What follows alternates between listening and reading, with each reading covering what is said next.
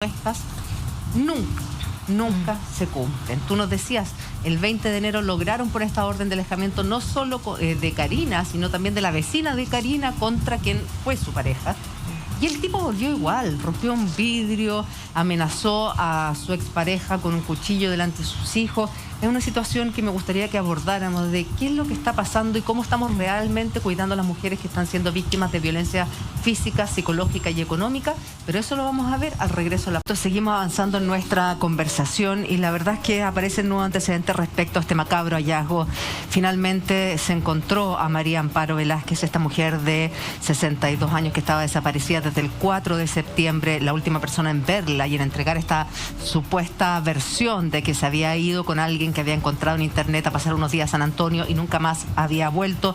Es su yerno que finalmente es el único imputado en el asesinato de esta mujer venezolana. La verdad es que estamos conversando con Malena Correa, quien es amiga de Karina, la hija de María Amparo, quien en octubre, el 6 de octubre precisamente, estuvo conversando con nosotros y haciendo un llamado desesperado para que todos se movilizaran y en encontrar a su madre. Acá el trabajo que hicieron las policías, Carlos, fue absolutamente sigiloso.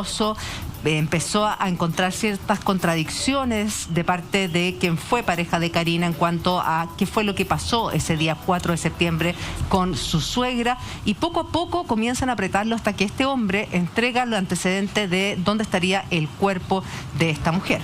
Sí, este es un excelente trabajo de la unidad de búsqueda de personas del CEP de Carabineros, así que las felicitaciones para ellos.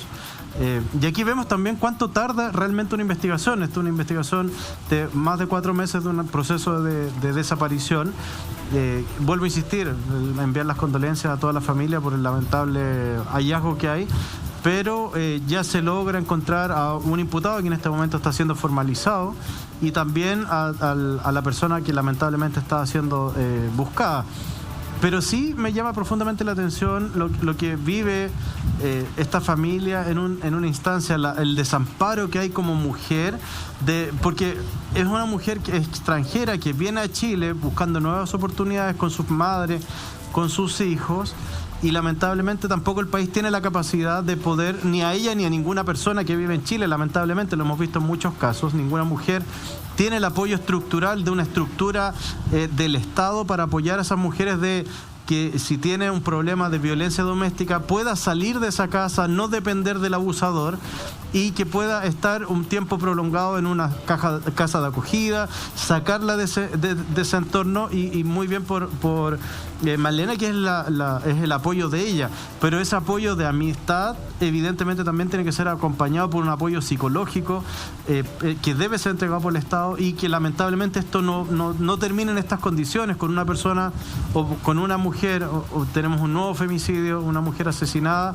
que en este caso habría sido la suegra de su expareja.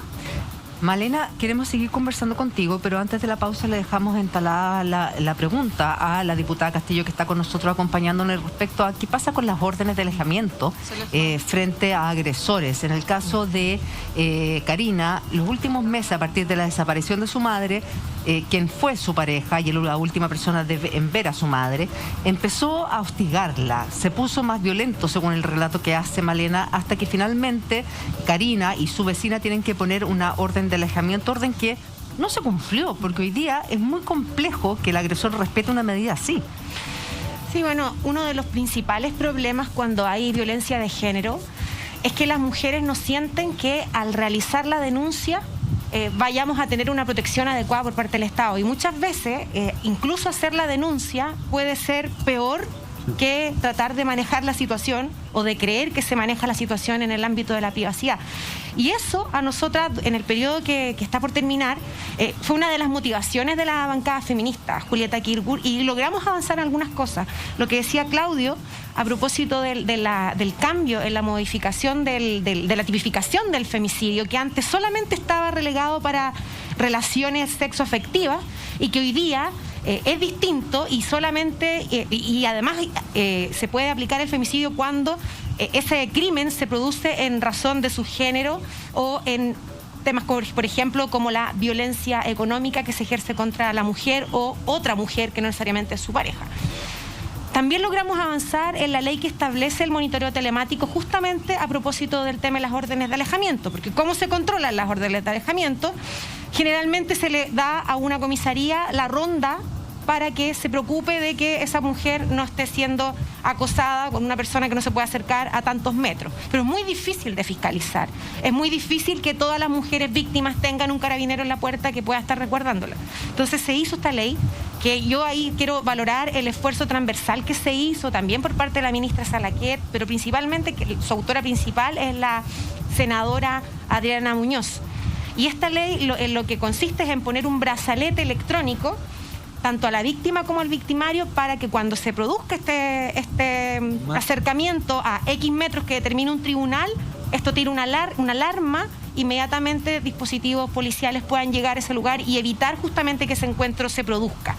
Esto está demostrado a nivel internacional que reduce significativamente los casos de femicidio y es una ley que además se va a implementar muy pronto porque nosotros la despachamos en octubre y tiene un plazo de vigencia para entrar de 6 meses. Debería estar entrando en vigencia a fines de abril, ¿ya? Porque entre medio había que hacer un reglamento, protocolos, por ejemplo, de cómo se van a implementar estas pulseras, etcétera, etcétera, que eso ya debiera estar luego. Y esta ley podría entrar en vigencia ya, yo creo que más o menos en abril. Y esto también se va a hacer por etapas. Primero algunas regiones, donde la región metropolitana va a ser una de las primeras, está en la primera etapa junto con Coquimbo y Tarapacá, y después se va a ir implementando en otras regiones y esperamos que eso sea un avance. Ahora, el problema que tenemos también es que generalmente también se han puesto desde las políticas públicas el enfoque en la denuncia, en que la mujer es denuncia, y como decía anteriormente, no hay un sistema que acoja, finalmente la responsabilidad, entre comillas, de que evitar situaciones siempre queda en la mujer. Por eso también es tan importante la ley que establece el derecho a las mujeres a una vida libre de violencia, que es una ley mucho más integral, que incorpora dispositivos territoriales, que sean capaces de levantar alertas tempranas. La vecina que vio algo, que sospechó. Muchas veces pasa que cuando ocurre un femicidio le van a preguntar a los vecinos y siempre, por ejemplo, ahora la amiga de Karina decía, él era un tipo violento. Y probablemente con dispositivos territoriales tal vez hubiésemos podido evitar una situación tan macabra como la que se produjo con su madre. Silvana, ¿tú tienes más antecedentes respecto a este caso? Claro, este sujeto finalmente ya terminó solo el control de detención. Él ¿Ya? Todavía no ha sido formalizado. ¿Qué fue el resultado de este control de detención? Si bien por parte entonces del abogado defensor, quien lo está defendiendo, dice que primero su detención no es legal, sería una detención ilegal. ¿Por qué? Porque él todavía no está confeso, entonces el hecho que lo hayan detenido sería una detención ilegal. A todo esto igual quedó con prisión preventiva, pero una detención como alargada, si se podría decir así. Son solo 3 días, mientras se recaban más antecedentes. Él ahora sí fue trasladado hasta Santiago 1, pero en 3 días más se van a volver a presentar nuevos antecedentes y finalmente ahí se realizará la formalización en 3 días más. Todavía no se sabe qué va a pasar en esa formalización, ya que, como les decía, él no está confeso.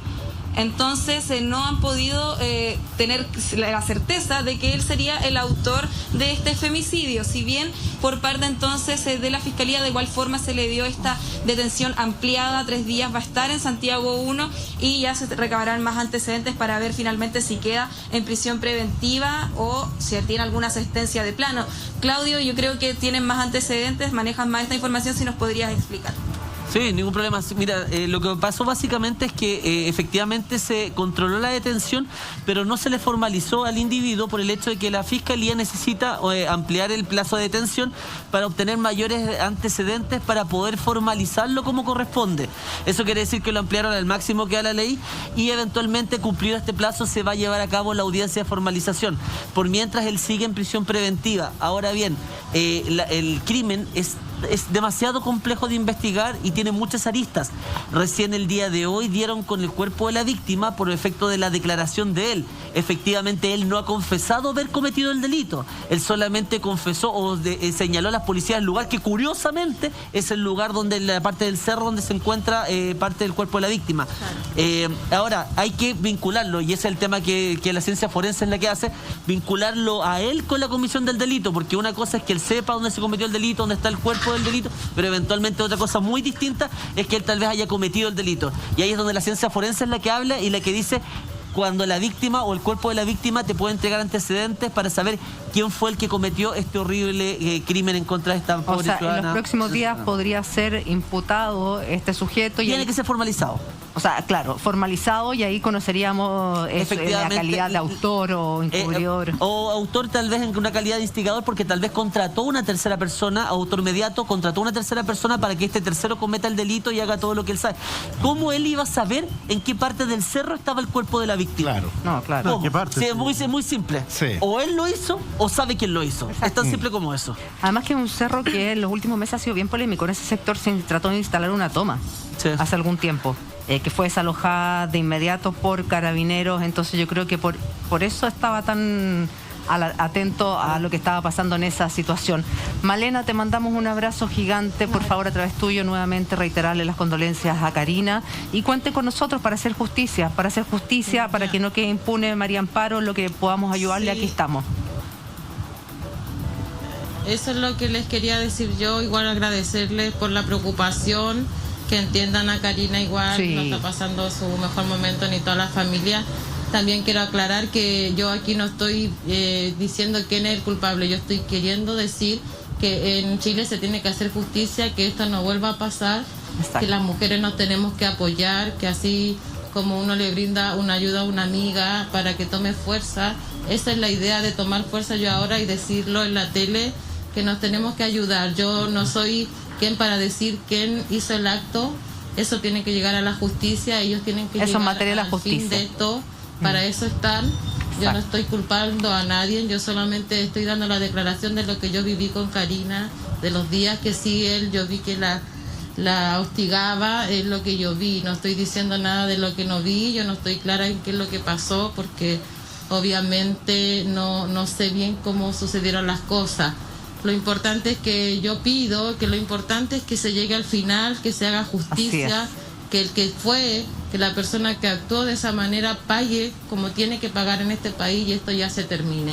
Y Absolutamente. eso, le mando un mensaje a las mujeres, que nos apoyemos, que la violencia se acabe, que entre nosotros nos podemos apoyar, que ojalá ninguna más vuelva a pasar algo así como lo está pasando a mi amiga ahora, porque hay que tener mucha fuerza para estar con un hombre violento al lado, porque también nos enfermamos. Qué importante tu Entonces, eso. mensaje, Malena. Te mandamos un abrazo. Muchísimas gracias por haber querido conversar con nosotros. Todo el apoyo para la familia de Karina, tal como lo dijimos aquí el 6 de octubre. Estamos aquí para lo que ustedes necesiten. Silvana Stock, muchísimas gracias. Nos reencontramos en algunos momentos más. Que estén muy bien. Buenas tardes.